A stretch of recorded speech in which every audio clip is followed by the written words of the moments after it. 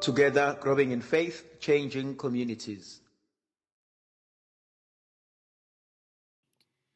Makadunyiswe uJesu Kristo.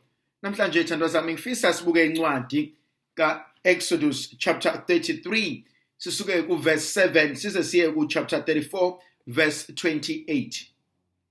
Kuleyo mihla uMose walithutha ithente elingcwele walimisa ngaphandle kwesikhumulo kudana naso. Walibiza ngokuthi ithente lokubonana noNkulunkulu. Labo ababefuna uNkulunkulu babephuma baye ethenteni lokubonana noNkulunkulu. Kwakuthuma uMose ephuma eya ethenteni leNkosi, abantu bonke basukume. Amadoda ayema eminyango yamathente awo ambuke uMose aze angene ethenteni leNkosi.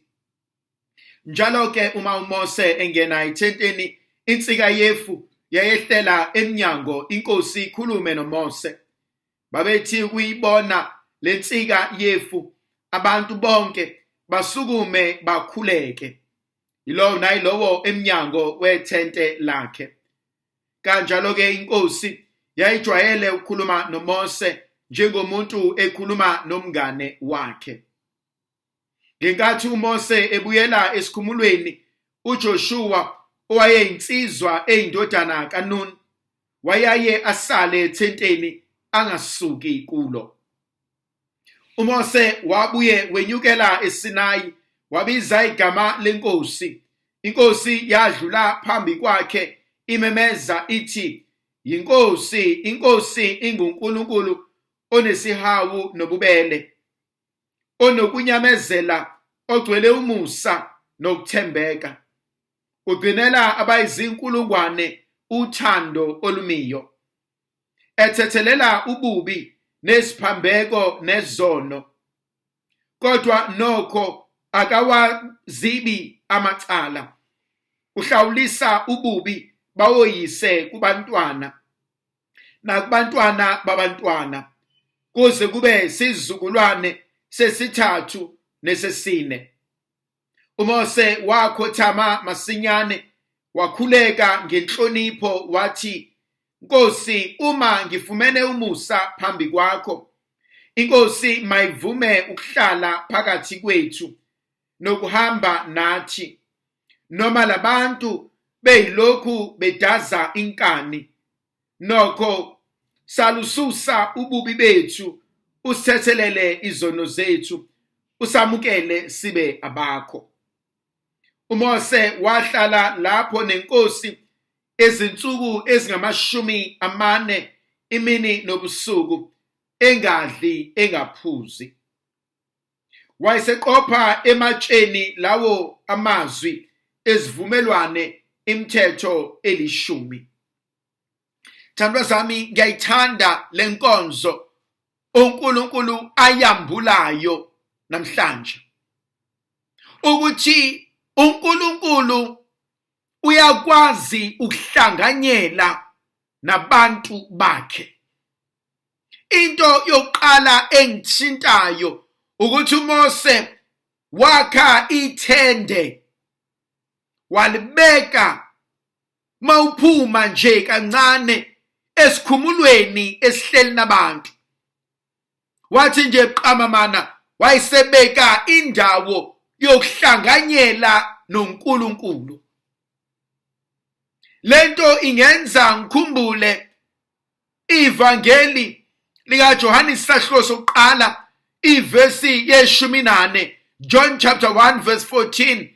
Izwi laba inyama lahlala phakathi kwethu. Izwi laba inyama lenza itende lalo phakathi kwethu.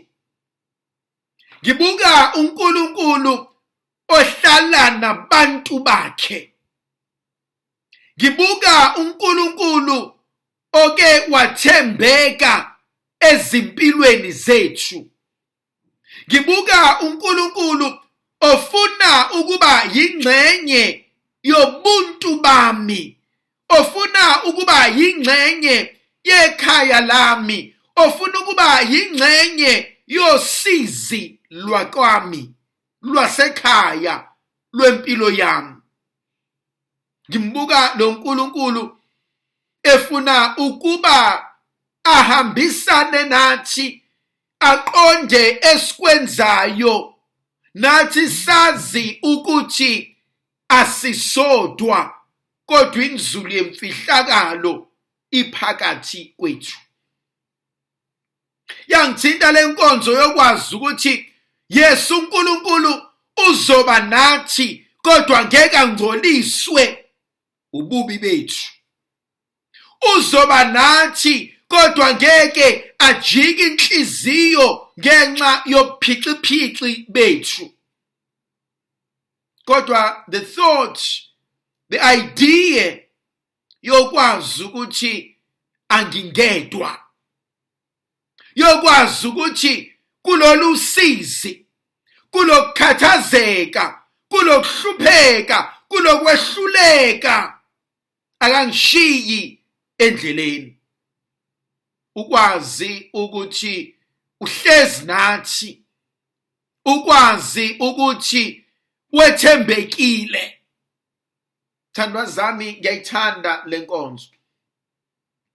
Ingenza ngibuze umbuzo ukuthi sinayo yini indawo yokuhlanganyela? Sinayo yini indawo yokuzethula kuNkulunkulu? Sinayo yini indawo la sizokhipha okusezibilini zethu, okusenhlizweni yethu, okuyimcabango yethu? Sinayo indawo yokuyoceba inkinga zethu? Abanye bethu abakwazi ukulala.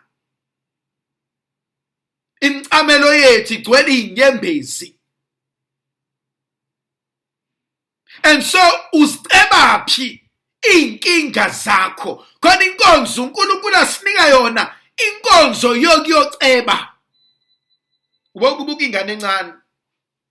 Ave ngiyithanda ingane ezincane ngoba ingane encane iyazi la izokuceba khona. Isho manje ngizokuceba mase fikile ubaba, ngizokuceba mase fikile umama, ngizokuceba. And iyisho leyo nto with conviction ukuthi once ngaceba ubaba noma umama uzongilwela, uzongiduduza, noma ugogo uzohlala nami athi mntanami kulungile, athi ngizohamba ngiyomshaya. Uyabona ingane imizohamba iqhuzuke noma ikhonkothwe yinja noma ishayeke, umuntu omdala uyayithatha ayigone athi khululeka uzolunga, athi ngizoyishaya wena, athi nokushaya wena tafula, athi nokushaya uyishayelana ingane yami. And so the same concept.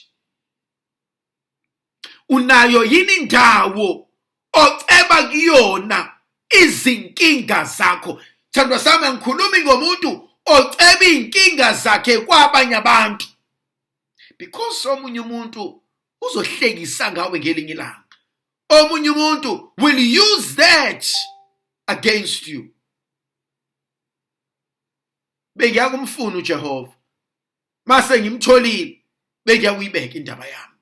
Sho njalo ubhala incwadi kaJobe athi bengiyakumfuna. Unayo indawo yokuyokhuleka. Engiyithanda kakhulu lithi izwi likaNkulunkulu, wayethi uMose angasukuma hambe, wonke amadoda ayisukuma ame phambi komnyango wamatende awo, ayobhekisa amehlo la uMose eqonde khona, emthumela ngemkhuleko.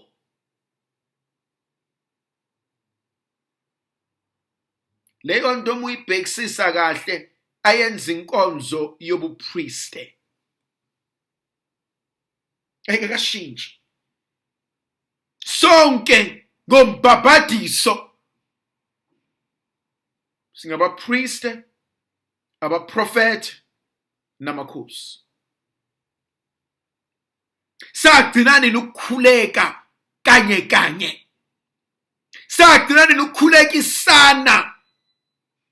Sagcinani nokuthwalana. A family that prays together stays together. family that can take care of each other. Sagcina nini ukuyobika uNkulunkulu?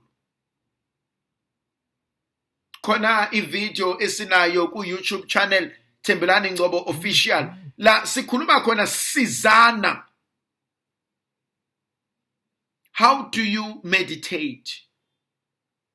Wenze njani mawufuna ukwenza meditation? Yini ongayenza engakusiza ukuze ukwazi ukuhlanganyela noNkulunkulu? Yini engayenza ukuze izinto zikwazi ukuba ngcono? Nenkonzo engiyithandayo lithi izwi likaNkulunkulu Mose wayethi mayisengenile kuleli tende lokuhlanganyela kwakwehla ifu ligubuzele lelo tende, wawubona ubukhona bukaNkulunkulu. Lithi izwi likaNkulunkulu uMose wayikhuluma noNkulunkulu, uNkulunkulu akhulume noMose, kuhle wena wabona umuntu ekhuluma nomngani wakhe. Hey, khona inkonzo uNkulunkulu asibizela kuyona, inkonzo yokujula, inkonzo yokuya la ngizohlanganyela khona nezulu. And uNkulunkulu akwazi ukukhuluma nami. Besiswela leyo nkonzo.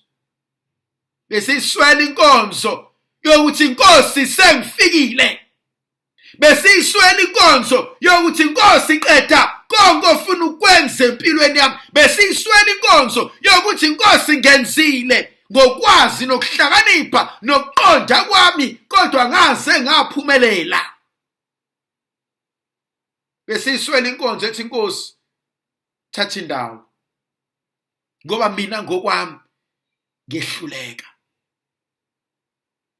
Akube wena ozokwalusa lo muzi, akube wena ozokwalusa lo mshado, akube wena ozokhulisa abantwana bami, akube wena ozongihola endleleni yami. Kakade uthobhala kahle encwadini amaHebheru athi izwi likaNkulunkulu athi lifana nesinkemba esibukhala inhlangothi zonke, athi izwi likaNkulunkulu lingamadoda asiqondisayo endleleni.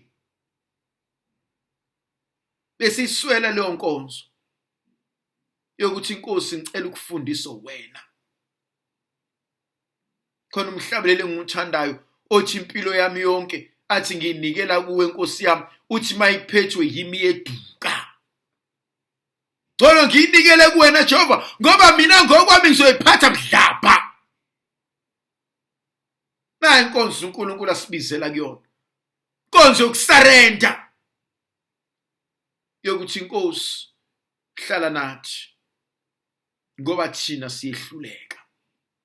Ndlovukazi yezulu ayibe nathi, sibusise sivikele isikhanyisele, sibusela amandla negrasi elivela kuNkulunkulu somandla, yena onguyise benendodana nomoya ocwebileyo. Amen.